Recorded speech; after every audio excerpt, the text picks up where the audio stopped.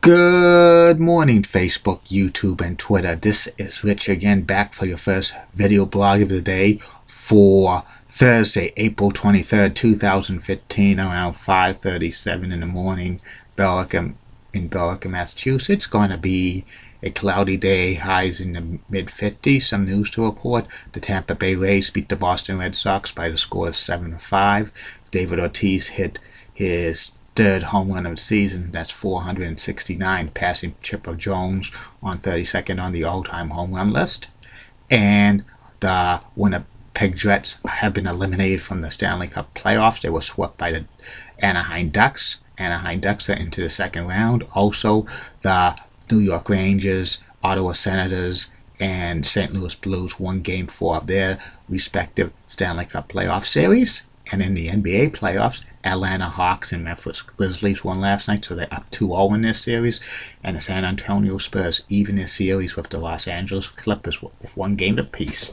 That's about it on that. My next subject is about the classic 1993 comedy drama movie Mrs. Doubtfire, which starred Robin Williams as Daniel Hitler slash Mrs. Doubtfire. This movie is about a unemployed actor who is divorced from his wife, and he wants to see his three little children every day, and his ex-wife Miranda Hillard, played by Sally Fields, hires a housekeeper to watch the kids while she's at work after they come home from school.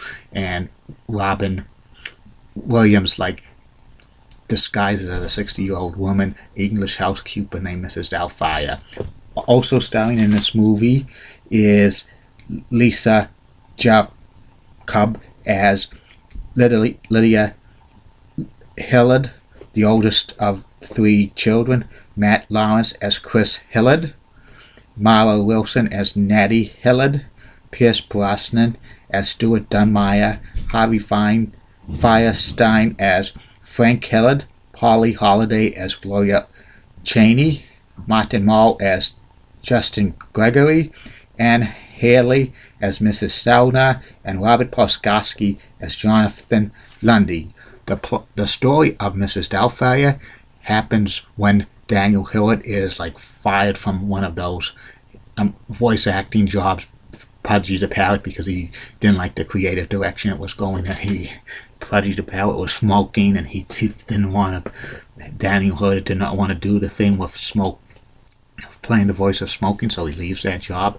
And he picks up his three children from school, and he's going to have a party for Chris, even though it was his birthday party, even though he was flunking subjects. And Liddy did not want to have a kind of a party because their mother was at work and she didn't want to come home to the mess. But Daniel said, Mom's not going to be home for another 5 hours. And then they bring the San Diego, kind of like a party with wild animals, like the San Diego Zoo. And Mrs. Cheney calls Miranda Hillard from work, and then Miranda Hillard comes home from work early, and Daniel is acting like crazy and stuff, and she's shocked, and one of the horses eats Chris's ice cream cake. And then afterwards, Daniel and Miranda get into an argument and stuff like that, and then she wants a divorce, and the kids are so sad and stuff. And Daniel's staying with his brother Frank for a while, and he says his marriage is not over, it's on hiatus. But a couple of days later, they show the courtroom, and then the divorce proceedings happen, and then Miranda's given sole custody of the kids because Daniel doesn't have a full-time job or living arrangements, but the judge orders him to get a job and a suitable living arrangements that could be for kids, and they could say 90 days. They could have a week. They could consider joint arrangement, and then Daniel is leaving and stuff like that. Then he gets a court liaison, Mrs. Zellner, and Mrs. Zellner gives him a employment agency for a job. Then he works for a television company as a shipping clerk. He thought he was going to introduce them on the air, but they told him to ship the stuff. Then Miranda gets reacquainted with a former boyfriend, Stuart Dunmire, who's played by Pierce Brosnan, and he wants to get reacquainted. And Miranda's a little reluctant at first from the middle of a divorce and stuff, but they have started a relationship. And then, like, they show Daniel with his 3 children, Liddy and Chris and Natty, at his apartment, which was gross and stuff. And then Miranda comes to pick up the kids. She was an hour late dropping them off and an hour early picking them up, and she had so many things to do, including putting a thing for a housekeeper. And Daniel wanted to take care of the children after school, but she didn't like the apartment he was living in. But then he switches the ad, because he had the legal right to, switches it. And then, like, Daniel uses voices from Miranda about acquiring a new housekeeping job. He used so many voices, but then he comes in for the kill using a voice as an English woman who was 60 years old by the name of Mrs. Doubtfire. And then Miranda's so impressed with Mrs. Doubtfire, they ask him for an interview. And then Daniel goes to his brother, Frank, says, "Make me a woman. I'm so happy for you." And then, because Frank and his husband Jack are like makeup artists, and they make a mask and put a 60-year-old woman on, like, Daniel Hill to become Mrs. Doubtfire. And Mrs. Doubtfire interviews with Miranda Hillard and the kids are a little bit shocked because they wanted their father to take care of them, but he doesn't have living arrangements, good living arrangements and stuff like that. And Miranda's so impressed with Mrs. Doubtfire that Mrs. Doubtfire is hired on the spot. And then Mrs. Doubtfire goes back to his apartment because it's Daniel Hillard, and Mrs. Zellner comes up and needs to inspect it every 2 days a week. And then Mrs. Doubtfire had to run back and change Daniel Hillard, and Daniel Hillard was saying he got a second job cleaning houses, even though his like apartment's not clean and stuff. And he says that your sister is a half sister, like he was saying that Mrs. Doubtfire was his half sister, and she wanted an English cup of tea. And then Daniel Hillard dresses back as Mrs. Doubtfire, but the mask goes down and stuff, and people were laughing. There's 2 kids laughing, and then Daniel has to sneak into the kitchen and has to do the makeup for the cake. Very creative. And then it was funny. That thing was funny. And a few days later, Daniel has to show the mask to Frank and says, "Oh, don't, we had an accident. Take care of her. She's an old woman." And then the next scene is Mrs. Doubtfire working at the house of, like, Miranda and the kids, and the kids were mad because they missed their father so much, and that they were doing manual work instead of Mrs. Doubtfire because they should be doing their homework. And then all of them went up to do their homework, and they says they missed their dad, but I'm here in a certain way as Mrs. Doubtfire because it was their father, Daniel Hillard. And then when there was cooking, they were to go. Daniel, like, Mrs. Doubtfire couldn't cook, and then my first day as a woman, then they call up, and Daniel calls up Mrs. Doubtfire for gourmet dinners, and they get gourmet dinners, and then dinner is served, and Miranda's very impressed because of the cleaning of the house and stuff like that. And they continue to show it. Clips of them, Mrs. Doubtfire bonding with the kids and Miranda, and they also say Miranda developing a relationship with Stuart, and Mrs. Doubtfire shows the middle finger of Daniel Hillard and stuff. And then Daniel pulls, like, the Mercedes things out of Stuart's car, and gets mad. And then Mrs. Doubtfire and talks to Miranda about why Stuart's coming in and stuff. And then they show, like, the thing that was something, like when Mrs. Doubtfire was helping Liddy with her test for the spelling bee. He says nature calls, and then he goes in the bathroom. Well, she goes in the bathroom and like does his duties, and then Chris opens up the door, and he sees Mrs. Doubtfire. Not really have, or she wanted to call the cops. They wanted to call the cops, but then Mrs. Doubtfire told them that it was really their father, Daniel, and that they said this is the only way we could see him, and you better not tell your mother. We only see play glass and stuff, and they continue to show it. And then they have this guy, Mr. Sprinkles, with Daniel works the other job at the television studio. He's doing this and this, and then Daniel is shipping stuff, and then sees Mr. Lundy, and he says, "This show's terrible. This guy put me in a slip when I was when he was younger." And he says, "Chris, I show you want. It's terrible. It's bringing me down."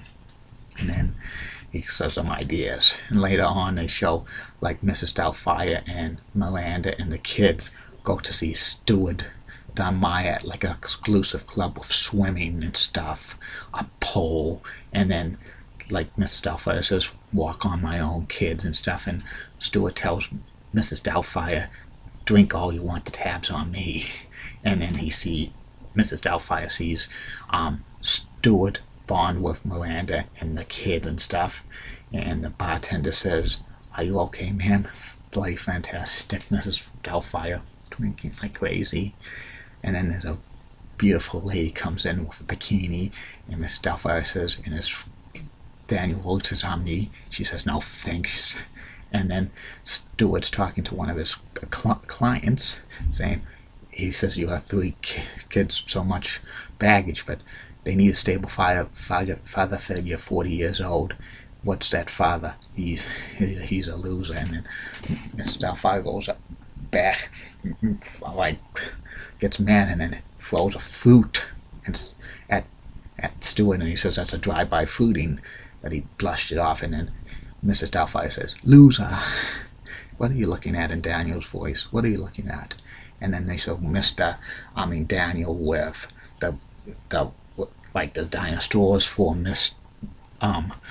Sprinkles, and he just acts like a rapper. And then Jonathan Lundy saw him and says, "I want a dinner meeting 7 o'clock sharp with your ideas." And then Miranda says that there's a birthday party for Stuart at 7 o'clock at Bridges on Friday night, and he invited Mrs. Doubtfire, but Mrs. Doubtfire says she had to do the bingo night and stuff like that and stuff. But Miranda wanted Mrs. Doubtfire there because she's part of the family, and the kid said, "Please come," and she agrees. And then showtime is 7 o'clock at Bridges Restaurant, and Mrs. Doubtfire came in with Miranda and the kids and the great steward, and also Mr. Lundy's there as well, and he wanted to see if his guest arrived, and he went to the non-smoking section, but then Mrs. Doubtfire says, "Smoking.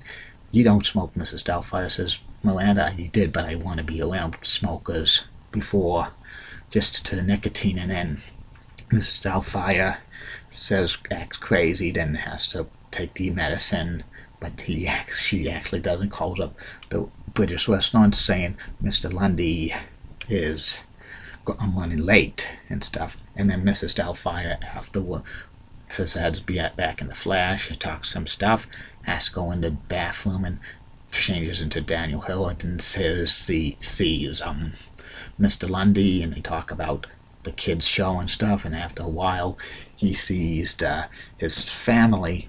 Where's Mrs. Doubtfire? He says, "Excuse me for one moment," runs back in, changes into Mrs. Doubtfire. Mrs. Doubtfire's kind of drunk.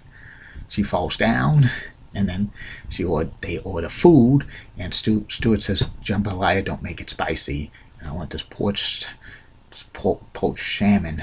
And then a couple of that times later, Mr. Doubtfire goes back into the bathroom, dresses back as Daniel Hillard, rejoins Mr. Lundy, and they have more drinks and stuff, and Mr. Lundy knows he has makeup and stuff like that. And then goes back again, and changes again to Mrs. Doubtfire. Then he comes back to see Mr. Lundy, and Mr. Lundy says, "Daniel, why are you dressed as a woman?" I'd like to meet you to meet the new host of the kids show, Mrs. Doubtfire, and my granny who brings a yo-yo cup of cocoa and stuff like that.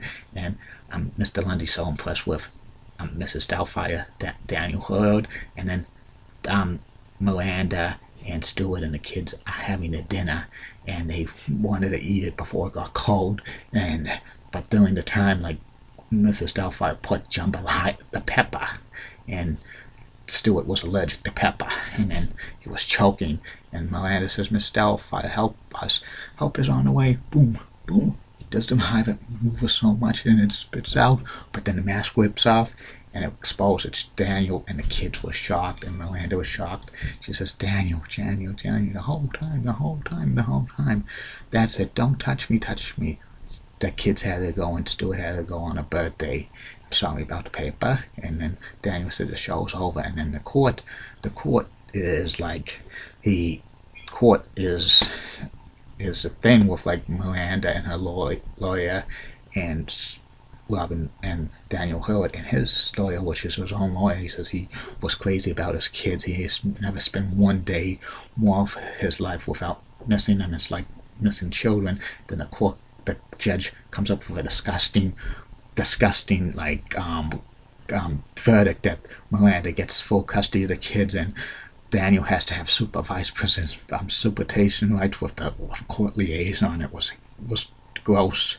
And then Miranda and the kids try to hire a new housekeeper, but they hated every housekeeper they wanted. And then they showed the television, and they had Mrs. Doubtfire on television as a new kids show host, and that was great. It was very successful. And then Miranda came down to the television studio, and they saw the show, and she and Daniel talked about what happened. She was so mad and stuff, and Daniel was so mad at Miranda, saying, "You took up kids away from me. I only could see them with supervision, and some woman comes with me, they think why I'm hugging the kids, and it's like evil." And Miranda was so mad, and they said, "The kids need you the most, Daniel." And then at the end of the movie, they showed Miranda and the kids saying, "Your new babysitter's coming." And then afterwards, it was Daniel and Miranda straightening it up with the courts, and they got joint custody of the kids. And Robin Williams played terrific in this movie. It was probably one of his best performances he's ever had.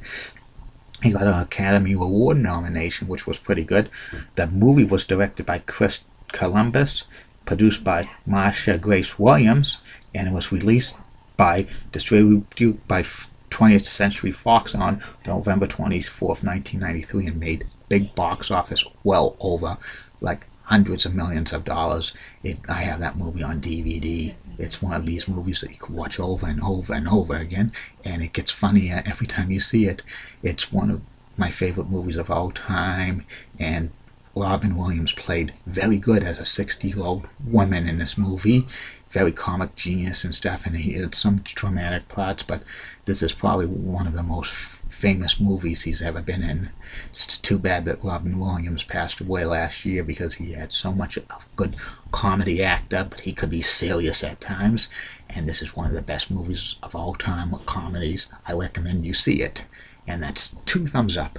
We'll be back later on in the day for first video blog will be Oklahoma, the parody of Jim Ross by former WCW writer Ed Ferreira, and the last video blog will be about personal profile about former WWE Hall of Famer, the late great Arnold Skaaland, famous for managing Bruno Sammartino and Bob Backlund to WWE Championship Gold. Have a good day, Facebook, YouTube, and Twitter, and I am a Julie Button guy. Bye now.